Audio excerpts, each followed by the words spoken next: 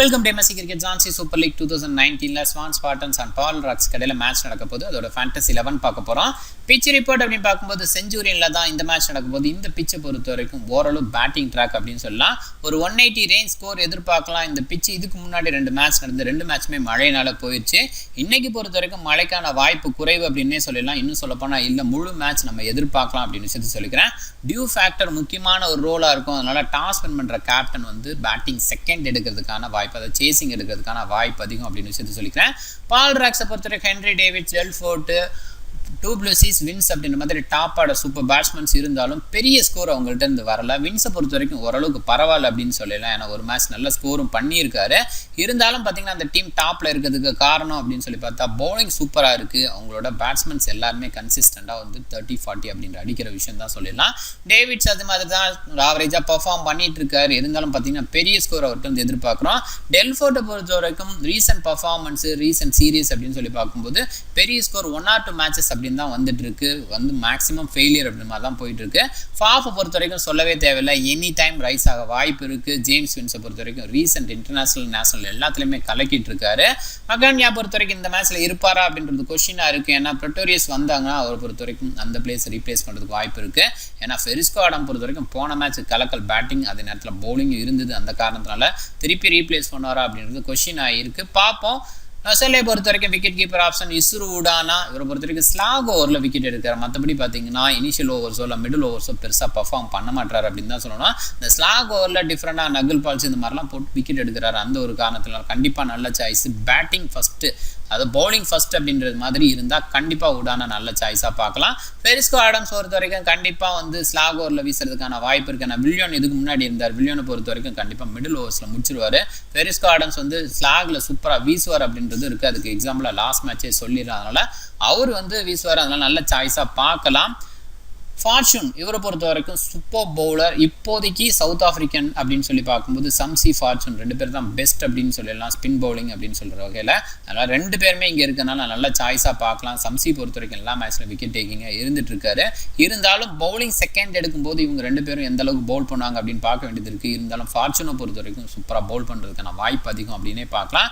Span பாட்டன் பொறுத்த வரைக்கும் டியூப்ரியன் ஒரு ஓப்பன் பண்ணுறாரு. கண்டிப்பாக பேட்டிங் செகண்டாக இருந்தால் நல்ல சாய்ஸாக பார்க்கலாம். பேட்டிங் ஃபர்ஸ்ட்டாக இருந்தால் இனிஷியல் கொஞ்சம் அந்த ஹார்ட்னஸில் விக்கெட் விட வாய்ப்பு இருக்குது அப்படின்னு சொல்லி பார்க்கலாம். அப்படி பார்த்தா ப்ரூயின் வந்து இனிஷியல் ஹார்ட்னஸில் கொஞ்சம் அதிகமாக சுற்றுவார். மேக்ஸிமம் பார்த்தீங்கன்னா ஃபாஸ்ட்டாக அடிக்கிற ட்ரை பண்ணுவார். அந்த மாதிரி டைமில் அவுட் ஆகிறதுக்கான வாய்ப்பு இருக்குது. ஸோ கொஞ்சம் ஸ்டே பண்ணால் பெரிய ஸ்கோர் அடிக்கலாம் அப்படின்னு விஷயத்தை சொல்லிக்கிறேன். டீன் எல்கரை பொறுத்த வரைக்கும் சூப்பர் பிளேயர், நல்லா விளையாண்டுட்டு வர. பொதுவாகவே இந்த மாதிரி லீக் MSL நல்லா விளையாண்டுருக்காரு.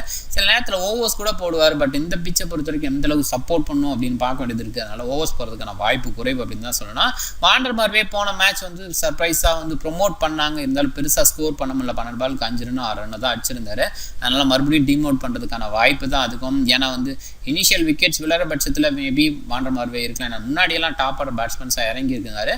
இப்போ ரீசெண்டாக ஒரு 4-5 இயர்ஸாக பார்த்தீங்கன்னா டாப் ஆர்டர் அப்படின்னு மாதிரிலாம் மேக்ஸிமம் இறங்குறது இல்லை. ஸோ அப்படி இருந்தால் கண்டிப்பாக நல்ல சாய்ஸாக பார்க்கலாம். கேப்டன் சாய்ஸாக கூட யோசிக்கலாம். ஏபி டிவிலியர்ஸை பொறுத்த வரைக்கும் சூப்பராக பர்ஃபார்ம் பண்ணுற, ரிட்டைர்மெண்ட் வாங்கிட்டார் அப்படின்னு நம்ம சொல்லலாமே தவிர அந்த அளவுக்கு சூப்பர் பர்ஃபார்மன்ஸ் இருந்தது. ஸ்டைல் கொஞ்சம் ஹார்டான பிச்சில் கூட நல்ல பெரிய ஸ்கோர் அடிக்கிறார். அந்த மாதிரி பண்ணிட்டு இருக்காரு. ஹென்ரிச் கிளேசன் பொறுத்த வரைக்கும் விக்கெட் கீப்பர் ஆப்ஷன். வேன் பில்ஜான் பொறுத்த வரைக்கும் போன மேட்ச் ஓரளவுக்கு பரவாயில்ல. வியான் மல்டரை பொறுத்த வரைக்கும் பெருசாக சான்ஸ் கிடைக்கல அப்படின்னு தான் சொல்லணும். கண்டிப்பாக பர்ஃபார்ம் பண்ணக்கூடிய ஒரு பிளேயர் தான். Tom Karan, Marne marker last மேட்ச்சில் 3 விக்கெட் எடுத்தாங்க. செம்ம பவுலிங் அப்படின்னு சொல்லிடலாம். கிடியை பொறுத்த வரைக்கும் இது வரைக்கும் பெரிய பர்ஃபார்மன்ஸ் இல்லை. ரீசெண்ட் இன்ஜுரிக்கு அப்புறம் சரியான பர்ஃபார்மன்ஸ் இல்லை அப்படின்னு தான் சொல்லணும். லத்தோசிபாமா பொறுத்த வரைக்கும் நல்ல பவுலர். பார்ப்போம் எப்படி பர்ஃபார்ம் பண்ண போறாரு அப்படின்னு சொல்லிட்டு.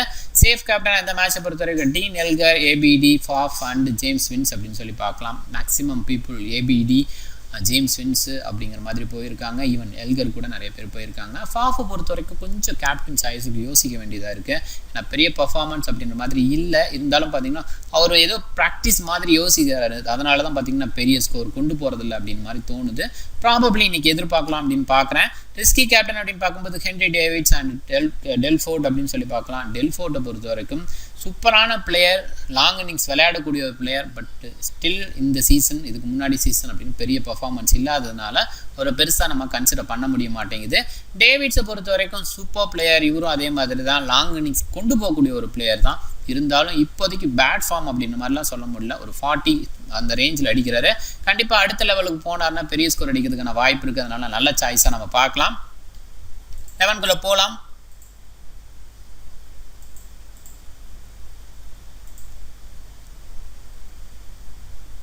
விக்கெட் கீப்பர் ஆப்ஷன் அப்படின்னு சொல்லி பார்க்கும்போது கிளேசன் கண்டிப்பாக பெட்டர் சாய்ஸ், இதில் எந்த டவுட்டுமே இல்லை. ஸோ மற்றவங்க ஸ்கோர் பண்ணுறாங்க, இருந்தாலும் பெரிய ஸ்கோர் அப்படின்ற மாதிரி பண்ண முடியாது. அது மட்டும் இல்லை, டாப் ஆர்டர்லேயும் இறங்கல, அந்த ஒரு காரணத்தினால கிளேசன் கண்டிப்பாக பெட்டர் சாய்ஸு.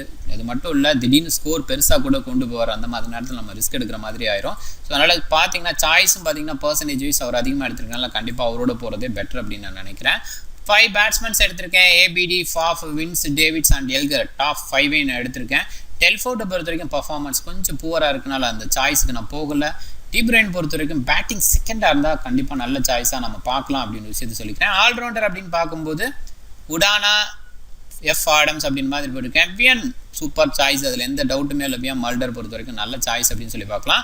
ஆர்வி வாண்டர்மார்வே பொறுத்த வரைக்கும் பேட்டிங் ஃபஸ்ட்டு அப்படின்ற மாதிரி சாய்ஸாக இருந்தால் கண்டிப்பாக சூஸ் பண்ண வேண்டாம் அப்படின்னு தான் நான் நினைக்கிறேன். ஆனால் பவுலிங் ஃபஸ்ட்டாக இருந்துன்னா கண்டிப்பாக நல்ல சாய்ஸ் அப்படின்னா ஸ்வான்ஸ்பாட்டன் வந்து பவுலிங் ஃபஸ்ட்டாக இருந்தாங்கன்னா நல்ல சாய்ஸ் அப்படின்னு சொல்லி பார்க்கலாம். ஏன்னா செகண்ட் ஹாஃப் அப்படின்ற வகையில் பேட்டிங் சான்ஸ் கிடைக்குமோ தெரியாது. ஆனால் ஃபஸ்ட் ஹாஃபில் கண்டிப்பாக விக்கெட் எடுக்கிறதுக்கான வாய்ப்பு இருக்குது. அந்த சாய்ஸ்க்காக வாண்டர்மார்வே பவுலிங் ஃபஸ்ட் அப்படின்ற மாதிரி இருந்தால் நல்ல சாய்ஸாக பார்க்கலாம். டாம் கரன் கண்டிப்பாக மிஸ் பண்ணவே கூடாத சாய்ஸு, சூப்பர் சாய்ஸு, நல்லா பவுல் பண்ணுறாரு. ரீசெண்ட் டேஸில் பார்த்தீங்கன்னா ஸ்லாக் ஓவரில் பெஸ்ட் பவுலர் அப்படின்ற மாதிரி ப்ரூவ் பண்ணிட்டு இருக்காரு. ஃபார்ச்சூன் கண்டிப்பாக நல்ல சாய்ஸு, நிறைய பர்சன்டேஜ் எடுத்திருக்காங்க. ஸோ இதெல்லாமே பார்த்தீங்கன்னா once again I repeat you, நீங்கள் வந்து எப்பயுமே வந்து பவுலர்ஸ் அப்படின்ற வகையில் ஸ்பின் பவுலர் செகண்ட் ஹாஃப் எடுக்கிறது கொஞ்சம் ரிஸ்க்கு தான். ஆனால் ஃபார்ச்சூன் மாதிரி பவுலரை ரிஸ்க் எடுக்கலாம். அந்த மாதிரி ஒரு பவுலர், சூப்பர் பவுலர். அதே நேரத்தில் இந்த பிச்சை பொறுத்த வரைக்கும் செகண்ட் ஹாஃபில் விக்கெட் விழுறது அப்படின்றது கொஞ்சம் ஹார்டாக இருக்கும். அதனால் ஃபஸ்ட் ஆஃப் பவுலர்ஸ் கொஞ்சம் அதிகமாக போட்டு போகிறது கொஞ்சம் பெட்டராக இருக்கும். அப்படி இருந்தாலுமே டாம் கரன், மார்னி மார்க்கல் மாதிரி பவுலர்ஸை மிஸ் பண்ணவே கூடாது. இவங்க 2 பேரும் நல்லா பர்ஃபார்ம் பண்ணிட்டு இருக்காங்க. எந்த மாதிரி கண்டிஷன், வெட் கண்டிஷன்லாம் நல்லா பவுல் பண்ண தெரிஞ்சக்கூடிய பிளேயர் அப்படின்றதுனால இவங்களெல்லாம் மிஸ் பண்ணவே வேண்டாம் அப்படின்னு ஒரு விஷயத்தையும் சொல்லிக்கிறேன்.